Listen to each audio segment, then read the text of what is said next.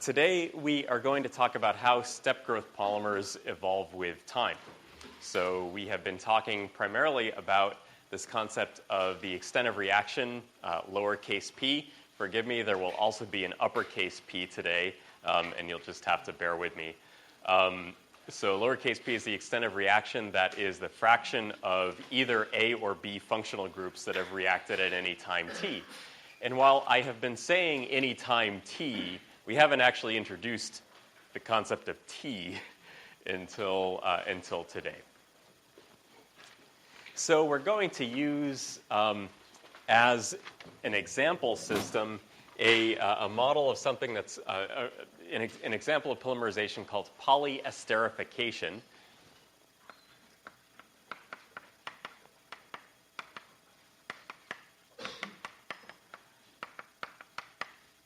Which is the polymerization of compounds that give us polyesters. So the basic monomer structure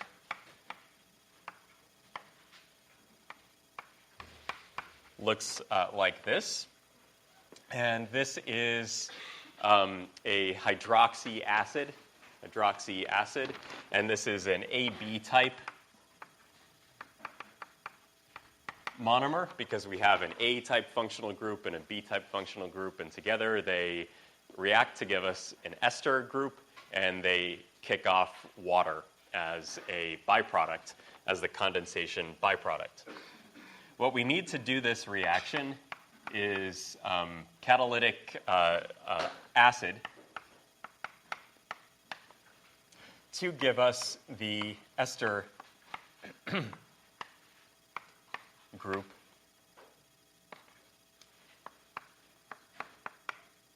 plus H2O. So this is the polyester, and we can generalize this just by saying that we have our COOH, which is our acid group, plus our OH to give the ester group, which has the symbol COOR, silver bullet, taste of the Rockies, plus H2O. And I really mean to, in this monomer, these two functional groups are combined together, but in the kinetic arguments, the functional groups have their own concentrations, but they happen to be the same because they're both attached to the same molecule. So we have two different scenarios that can catalyze this reaction.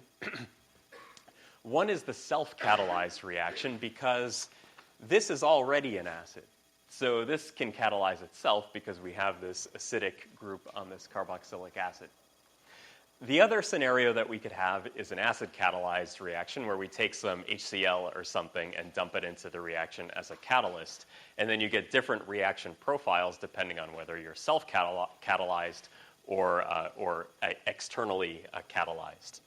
So when we start out, this will be self-catalyzed first.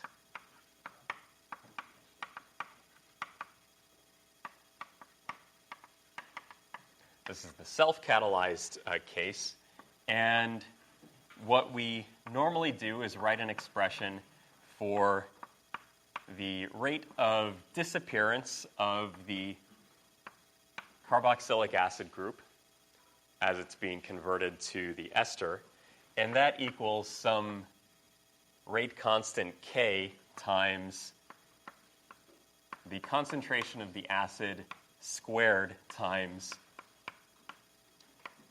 OH. Why squared? Squared because it's self-catalyzed, but the catalyst itself is consumed during the course of the reaction. So it goes in the kinetic rate expression.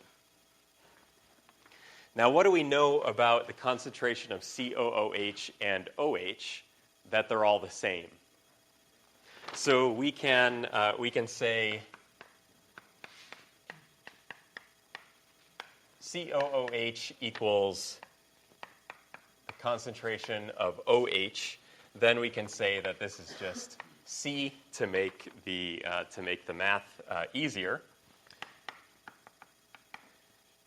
Then minus dc dt equals the rate constant times c cubed.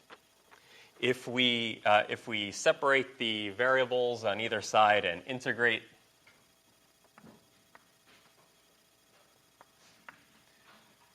from the initial concentration to some concentration c of dc over c cubed equals the rate constant times the integral from time 0 to time t of dt. Then if we integrate and solve for, if we integrate, we get 2kt equals 1 over c squared minus 1 over c naught squared.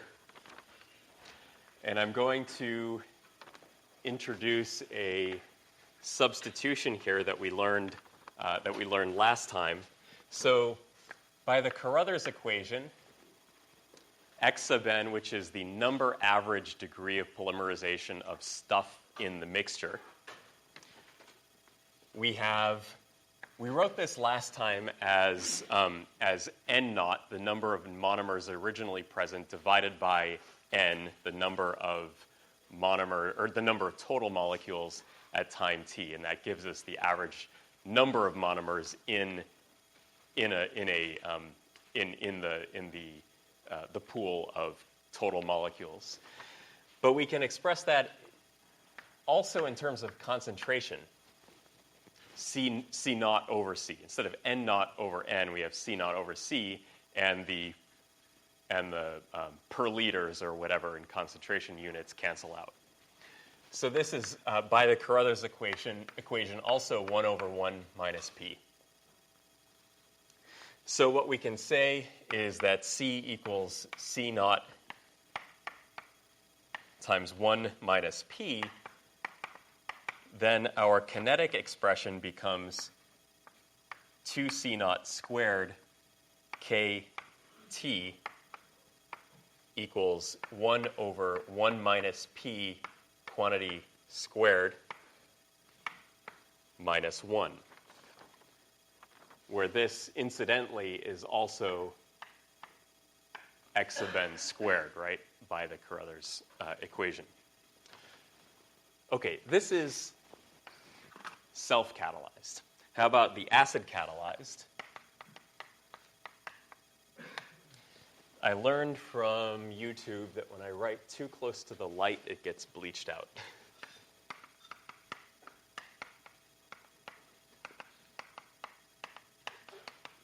So in the acid-catalyzed reaction, we have a kinetic rate expression d concentration of COOH over dt, the rate of disappearance of the carboxylic acid, equals K prime times COOH times OH. In this case, we have added acid to the reaction, so it doesn't show up in the kinetic rate expression except through this modified rate constant that subsumes the concentration of the catalyst that never changes because it's not consumed during the reaction. Yeah? Will K prime change for varying concentrations? Yes, it definitely will. K prime will change depending on the initial, or depending on the acid concentration. Yep. Is the OH still equal to OH? In this case, COOH is still equal to OH. And why is that in the first place? Because if we're this, so in this,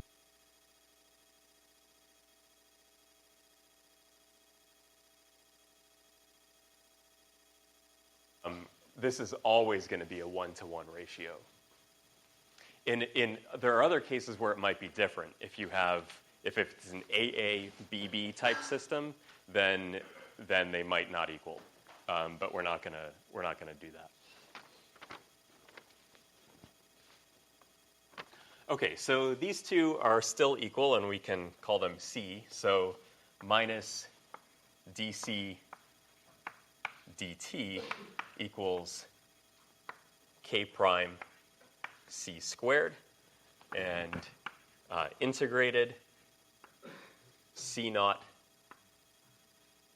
k prime t equals 1 over 1 minus p, using the same substitution that we did using the Carruthers equation before, minus 1.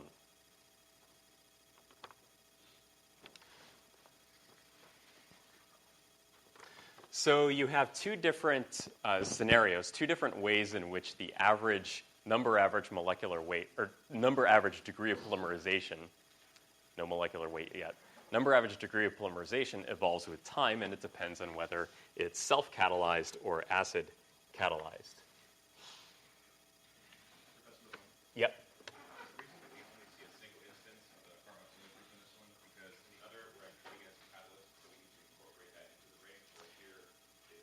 It's both, right. It's both in the self-catalyzed reaction. It's both a catalyst and it's consumed as a result during the course of the reaction.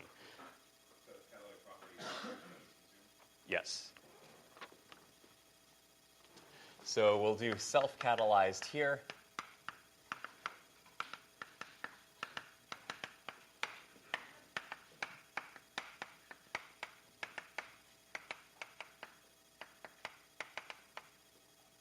So self-catalyzed here, acid-catalyzed here.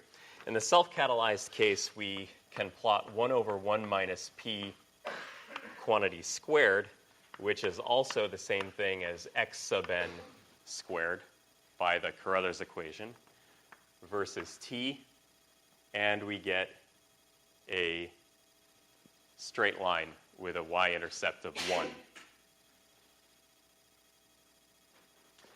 In the case of the acid-catalyzed reaction, we have 1 over 1 minus p equals x sub n on the y-axis versus t, and this also gives us a straight line with a y-intercept of 1. Why would the y-intercept be 1? Well, because it came out of the calculus, the most sophisticated calculus we will do in the entire course. It came out of the calculus, the 1, but why would it be 1 at time 0? Why would x sub n be 1 at time 0? Yep. The average degree of polymerization is 1. It's all monomers. Right. So at t0, the average degree of polymerization is all 1 because it's all monomers. So that's why it starts at 1. Kind of cool, right? Self-consistent mathematics works out to reality. Okay, what is important about this is experimentally in the lab, it's actually possible to measure the extent of reaction P spectroscopically, for example. Like A or B might give off a spectroscopic signal that you can measure with an instrument. It's also, in the case of acids and bases possible to titrate. You know how much we love doing that with burettes in high school.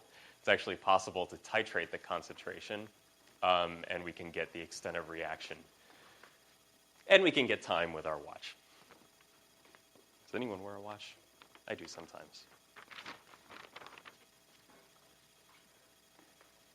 In professional settings, I've found that since people generally don't wear watches as much as they used to because the time is on their phone,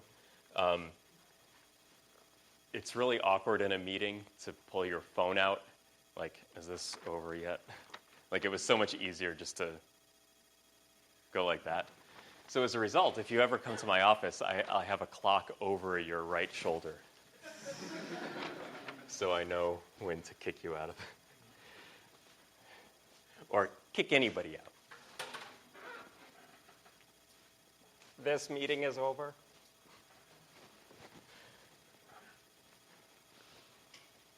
Unintended consequences of the digital age. Okay, so now we know a little bit about how P and therefore x sub n by the Carruthers equation evolves with time. Can we derive the molar mass distribution or the distribution of molecular weights that you're likely to find at any given degree of polymerization, or any. Can we calculate the distribution of number average degree of polymerization at any extent of reaction P, which is a function of T? And that's our goal now, and we'll arrive at something called the Flory distribution, named after Flory.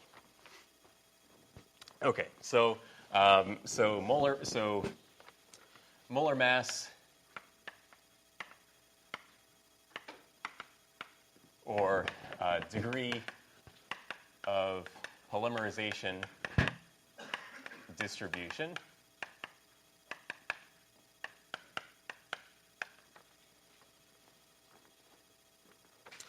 and what we want to do is calculate the probability of finding a given molecule in a flask or a reaction vessel that has a given degree of polymerization, x sub n.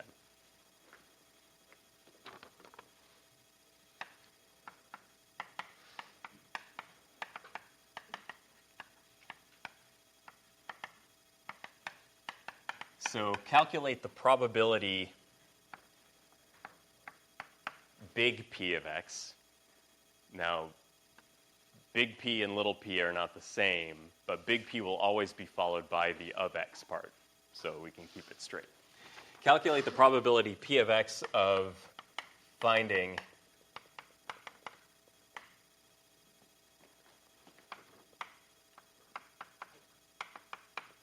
a chain comprising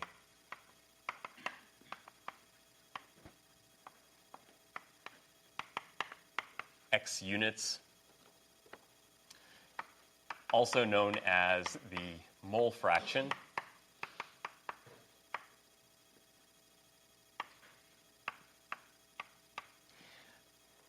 I suddenly feel very guilty about saying that I would kick you out if the clock got to a certain time. That would be true also for a Nobel Prize winner if there was somebody else that had a meeting afterwards. I just need to know what time it is. So P of x is also the mole fraction. Does that make sense? So P of x is also the mole fraction. Probability of finding something is equivalent to the fraction of that thing in the pot. So P of x, the mole fraction, is n sub x over n. And this is equivalent to the number of x mers over the total number of molecules in the pot. An x mer is like a mermaid and an X-Man. An x mer is like 1 for monomer, 2 for dimer, 3 for trimer, and so on.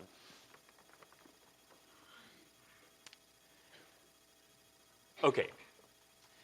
So calculate the probability P of x of finding a chain comprising x units, aka the mole fraction, P of x equals this, at a given extent of reaction, lowercase p,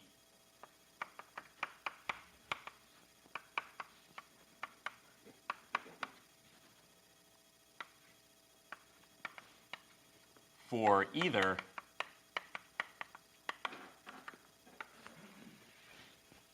two types of step growth polymerizations, either AABB type polymerizations or AB type polymerizations.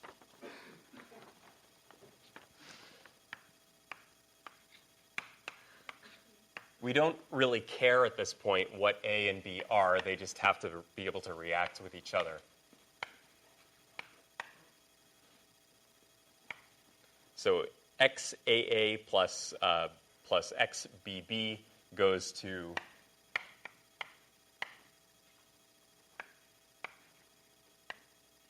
A at the end of the chain with an interior of the chain that has the repeating structure BBA A subscript x minus 1 b b. The B at the end and the A at the end are always unreacted. Or the AB type monomer X AB goes to A BA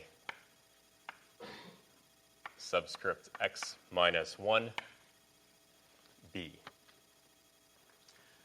So A and B are functional groups.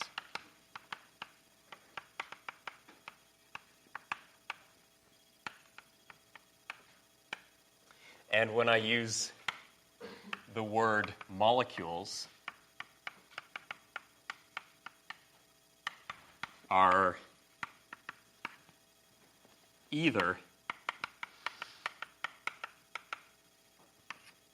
monomers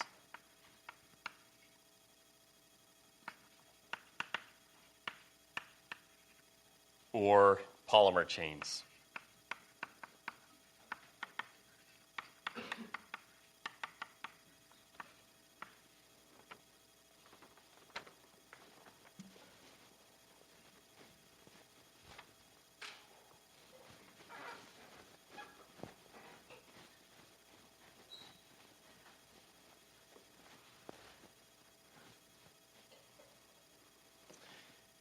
There are, polymer science is unique in the sense that among fields of engineering and material science, chemical engineering, chemistry, there are really two types of people that are professional polymer scientists.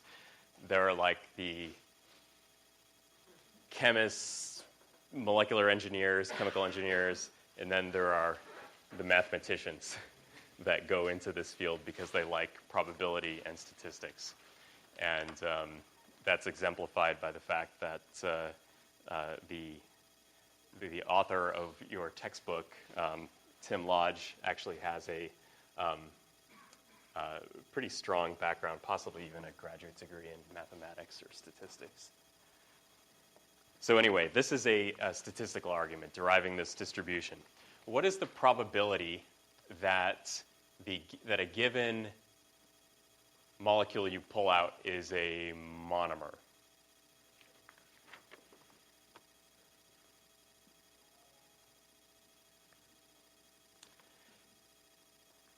What is the probability that a given monomer has reacted in terms of other variables that we've learned about?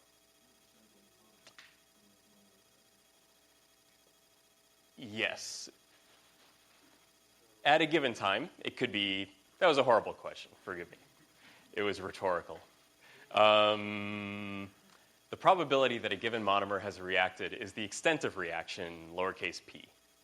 So the probability, therefore, that a given molecule is unreacted, or given monomer is unreacted, is 1 minus p.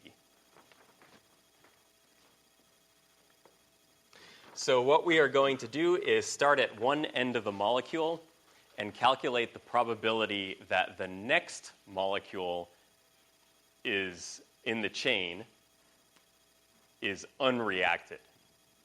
And we're going to get a different expression for every degree of polymerization, x. So step one is calculate the probability of a random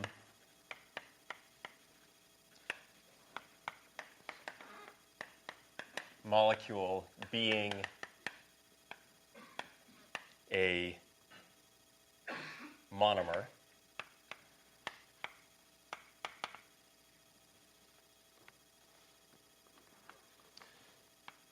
so this is big P of x equals 1, so the probability of finding a monomer is equivalent to the probability that its functional groups are unreacted,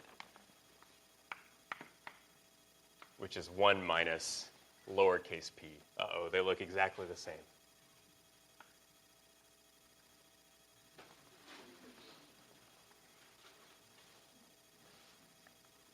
That is the probability that the functional groups are unreacted. So how about the probability of a random molecule being a dimer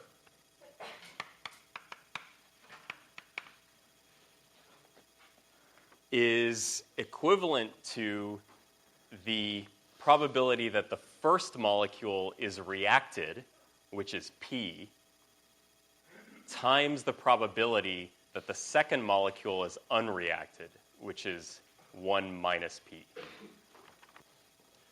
So P of x equals 2 is therefore P times 1 minus P. So this means first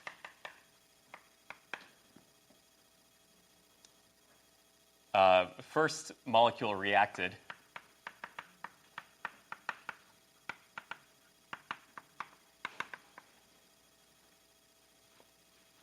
and this means that the adjacent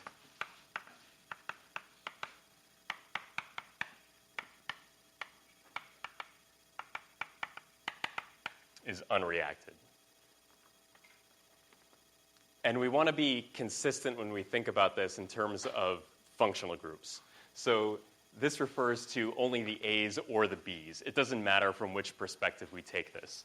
This could be this is the probability that the first B functional group is reacted times the probability that the second B functional group is unreacted. Yes? How does the extended reaction for HP mean? The extensive reaction is the fraction of either A or B functional groups that have reacted at any given point in the reaction. So the probability, therefore, of finding a functional group, finding a molecule with a functional group that is unreacted, which is just a monomer, so just A and B, with no reaction having occurred, the probability is 1 minus P, because it's all of the molecules in the system that have not reacted. Right. So 1 minus the fraction that have reacted. Yeah. Does that only account for functional either A or B, or is it at the same time? That's a good question. The question is, how do we account for the difference between AAs and AB type, AABB type polymerizations or AB type polymerizations? And for now, we don't have to make any distinctions. We can speak about this in terms of either A or B functional groups. So in a scenario where there are two ABs, and one of the A goes to the other B, but the other molecules A is unreacted, so does that count for the extent? Are you asking about stoichiometric imbalances, like at the end of last class? Not really. Like if you look at that to the left side, there's unreacted functional groups. So how does the P account for a situation like that? So this scenario is only looking at the B here as being reacted and the B here as being unreacted. So far, so good? Okay. We can generalize this. So we're always dealing with the first molecule in the chain. What is the probability that it is reacted? And the last molecule in the chain is going to be the probability that the last molecule in the chain has an unreacted functional group. So we're going to end up with an expression that is p to some exponent, and the last term is always going to be 1 minus p.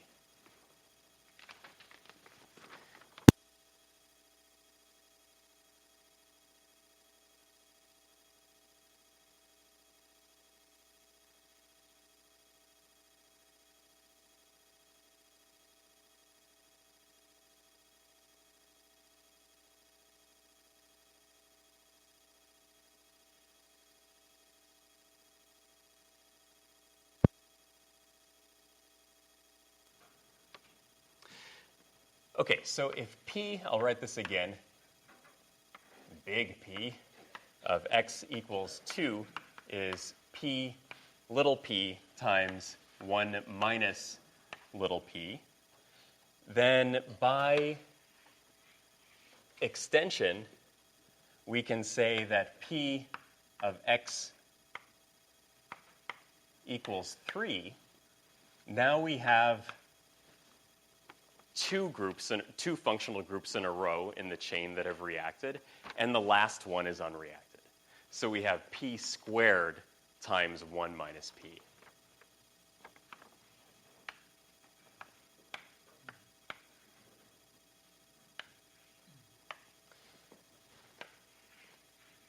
So the general expression for any x is, you can see the pattern emerging here, is p to the x minus 1 times 1 minus p. So this is the probability of finding a molecule of a given chain length x as a function of the extent of reaction. Yep. Is this x the same as our x sub n? No. X is a precise degree of polymerization. X sub n is the average degree of polymerization of everything in the mixture.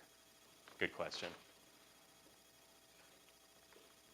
Okay, since we can rearrange this a little bit in terms of the numbers of polymers in the system, not just the probabilities. So since the probability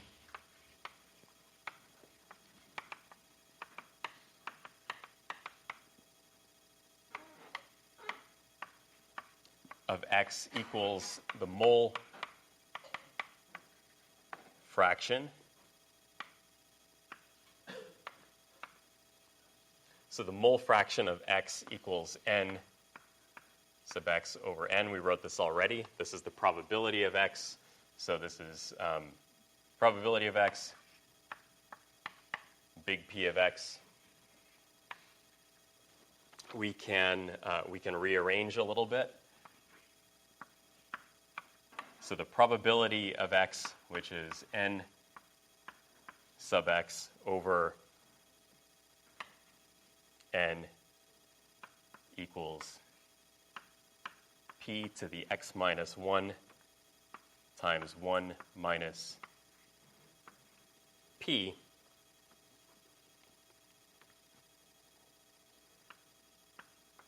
Gives us an expression for the total number of molecules of x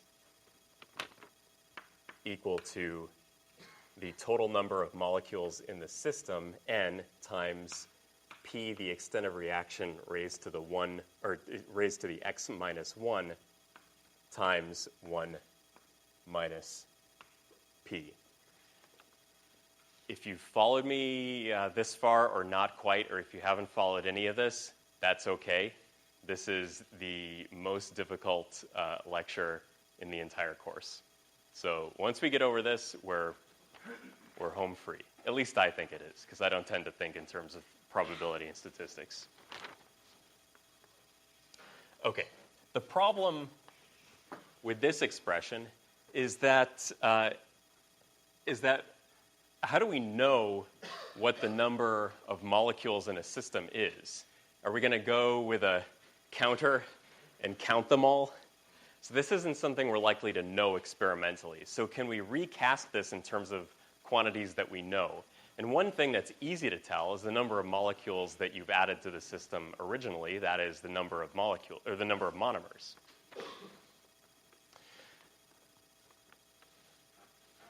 So since x sub n equals n naught over n, and we have, therefore, n equals n naught over x sub n, then we have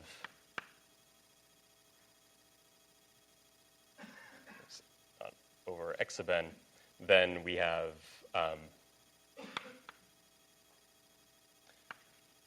n naught times 1 minus p by the Carruthers equation. And in this way, we can get rid of this pesky n, which is the total number of molecules in the system, in terms, I see a lot of sour faces, because all the variables look exactly the same. We now have 3 different n's, 2 different p's, 2 different x's, 2 different c's. I understand. I understand. We'll help you in a moment. Okay, since we have, this is, to review, the number average degree of polymerization equals the total number of monomers in the system divided by the total number of molecules in the system to give us the average length of each molecule in terms of the number of monomers initially added to the system, equals the total number of all the molecules, or not equal to, this leads to, by rearrangement, the total number of molecules in the whole system being the number of monomers divided by the average degree of polymerization. But because the average degree of polymerization by the Carruthers equation equals 1 over 1 minus p, then this expression can be rewritten as n naught, which is the number of monomers in the system initially present, times 1 minus p, where p is the extent of reaction. Yeah? Okay, cool. Professors aren't in the habit of telling you how much time it took to prepare for a given lecture, but I had to go through this many, many hours every year that I teach this in order to make sure that I still have it straight, because of all the n's and the p's and the x's. I can admit my humanity. Okay, now we have something that we can use. The number of molecules of x length equals the total number of monomers that were originally added to the system, which we know because we measured it out on a balance, and then we dumped it in the reaction vessel, times p to the x minus 1 times 1 minus p squared now, because we had the 1 minus p from over here and the 1 minus p from over here. Okay. This is, in terms of the mass fraction of x mers, which we call W sub x, or the weight fraction of x mers. For this purposes of this course, weight and mass are the same because we're always on Earth. W of x equals x times p to the x minus 1 times 1 minus p squared, where we have used the substitution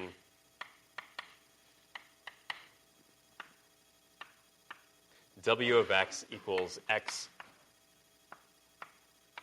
times n sub x over n naught, which is the total number of monomers in units with length x.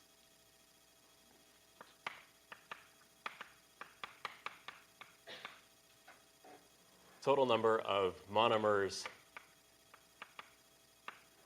incorporated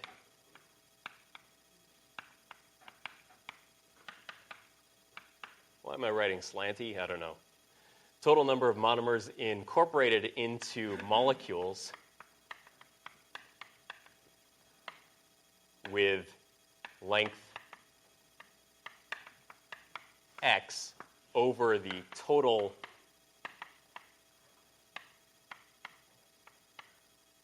monomers in the system. And this gives us the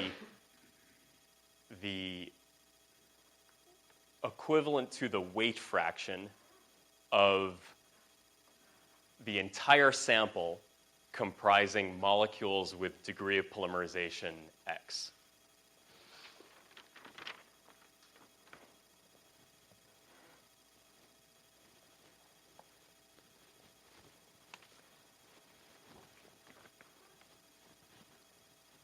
Now we come to the final point. The statistics are over. The number fraction distribution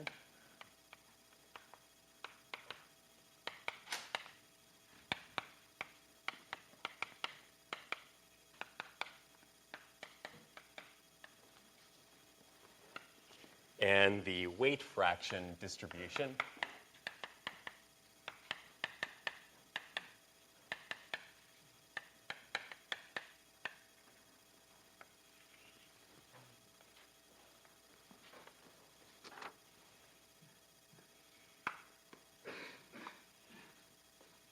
have some characteristic shapes.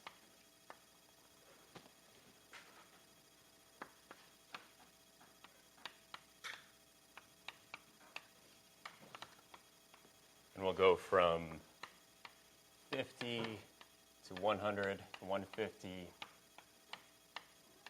200. And this is normalized to 1. Because we're going to plot the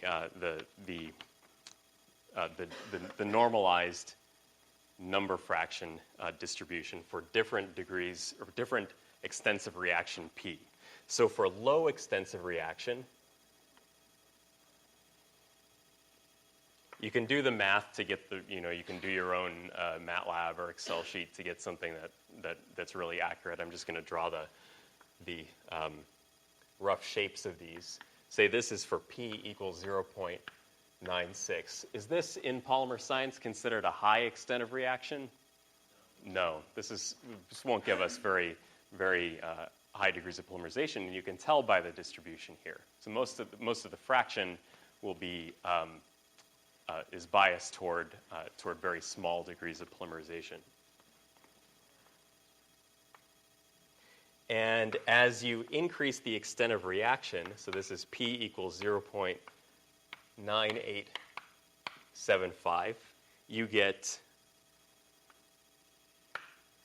broader. You get a broader distribution. P equals 0.9950. Now, how about the weight fraction, W sub x, which again is x times n sub x over n naught for different extensive reaction P.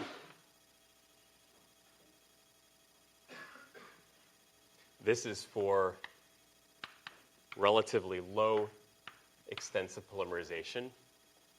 Low is in 96%. And what's going to happen as we increase the extensive reaction, we're going to get a broader distribution that has a higher average degree of polymerization.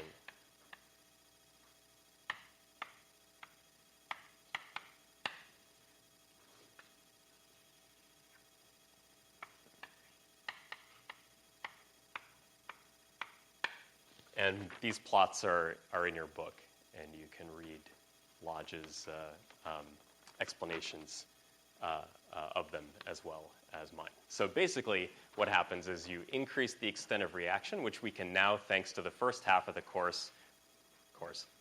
lecture today, relate to time t based on whether it's acid or self-catalyzed, and we can calculate something about the distribution of the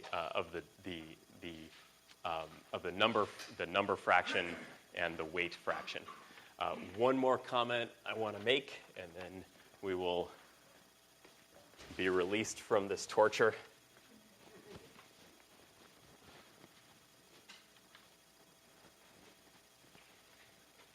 Is the connection, which is a convenient connection between the molecular weight distributions that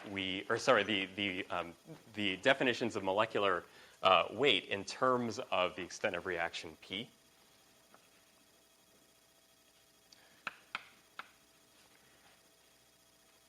So the average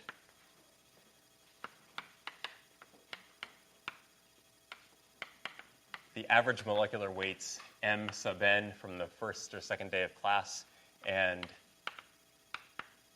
the second day of class, but I made you watch it on YouTube. M sub n and M sub w as a function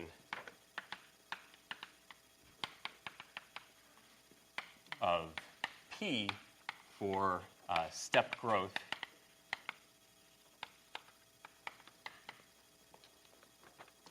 So if M sub 0 is the molar mass of the repeat unit,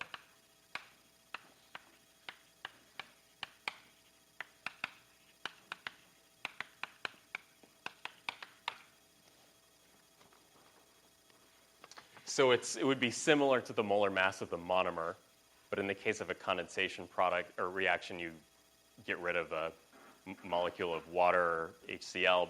So this is pretty much the same as the molar mass of the monomer, but it's the molar mass of the monomer once it's incorporated into the repeat unit. So then X sub n is M sub n, the average molecular weight, over the average molar mass of the repeat unit. But X sub n, by Carruthers, is also 1 minus P. So we can therefore write an expression for step growth polymerization number average molecular weight as the molecular mass of the repeat unit over 1 minus P. That's pretty cool. And then M sub W is derived in your book, but I'm not going to do it here. You'll be given, by the way, these equations on any exam that needs them. We have M sub W, this is again the weight average molecular weight, is M sub 0 times 1 plus P over 1 minus P. Interestingly, the dispersity or polydispersity index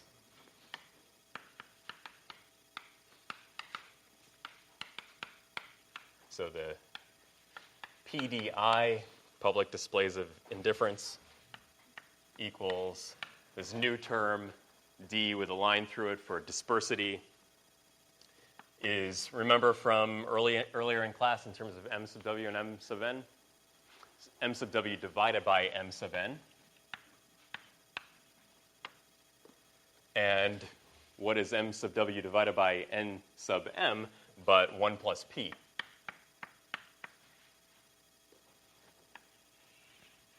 So for a step growth polymerization, as P goes to 1, as the reaction goes to approaches completion, the dispersity approaches 2.